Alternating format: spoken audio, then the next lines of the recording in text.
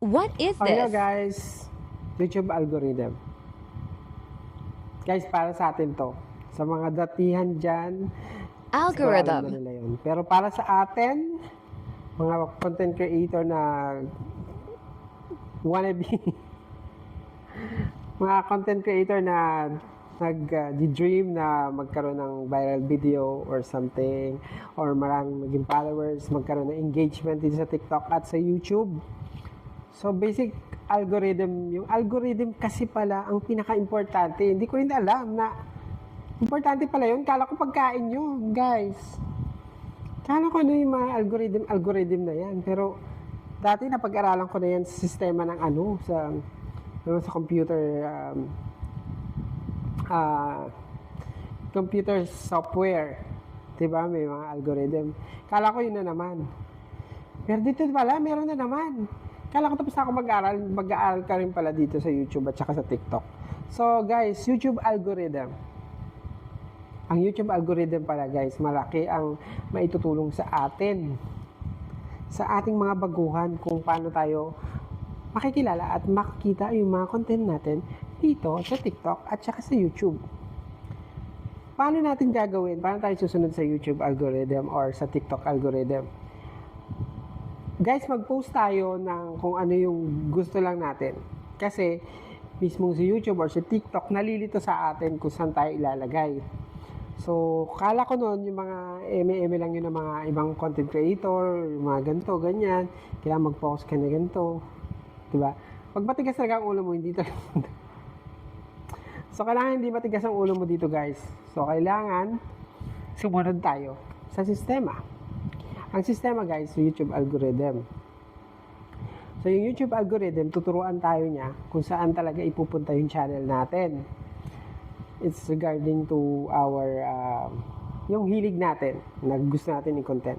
Kung gusto mo ba sa health and beauty, kung gusto mo ba sa comment na ganito, kung gusto mo ba kumanta, or what, doon nila hinihilig yung mga gusto rin ng nagpapalaw din sa atin. So, kung gusto mo ng content na kantahan, so punta ka sa kantahan. Lagi yun i-post mo.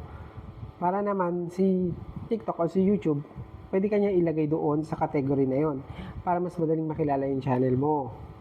Yun pala yun. Nakakala ko noon dati, basta-basta, hindi ako nakikinig. Ano lang, ipapost ko lang kung ano yung gusto ko, tapos ipapost ko yung mga picture-picture, papakit-pakit. Guys, wala nagkikita talaga sa atin, yun ang totoo.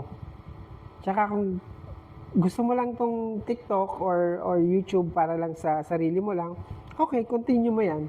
Pero kung gusto mong lumaki at magkaroon ka ng pangalan dito or sumunod tayo. Kaya ako, wala pa rin naman ako, pero nagsishare ako kasi yun ang nakikita ko na nag-work talaga sa kanila.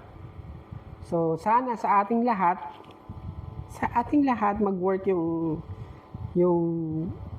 knowledge is power talaga para malaman natin yun. Yung kung saan tayo, kung ayun lang talaga yung gusto natin i-post, so mag-post ka. Hindi naman natin pinapakialaman, hindi namin kayo pinapakialaman kung anong gusto nyo.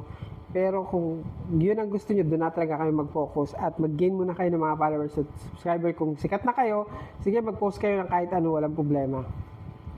Pero hanggat hindi pa kayo sikat or wala pang siya nag-notice sa inyo, wala kayong mag-anak, pinsan, na magpapalo sa inyo at makikinig sa mga sentimiento nyo sa buhay, sumunod mo tayo sa YouTube algorithm, TikTok algorithm. Sige guys, silang TikTok algorithm importante talaga. Yung niche, mag-post tayo and sa ating mga content na mapapakinabangan, tsaka lagi tayong magbasa at makinig din talaga sa mga datihan. Hindi pala biro yung mga ganun-ganun. Dati, wala nang pakialam. Mas madali kang panghinaan pag wala ka ng followers, ayaw mo na. Ako ito, sige, tuloy lang ng tuloy. Until ma-reach natin yung gusto natin. At least, wala namang bayad, so wala namang mawawala sa atin. Mag-post ka na mag-post kahit anong gusto mo. Pero at least sana may yung sistema, di ba? Yun lang.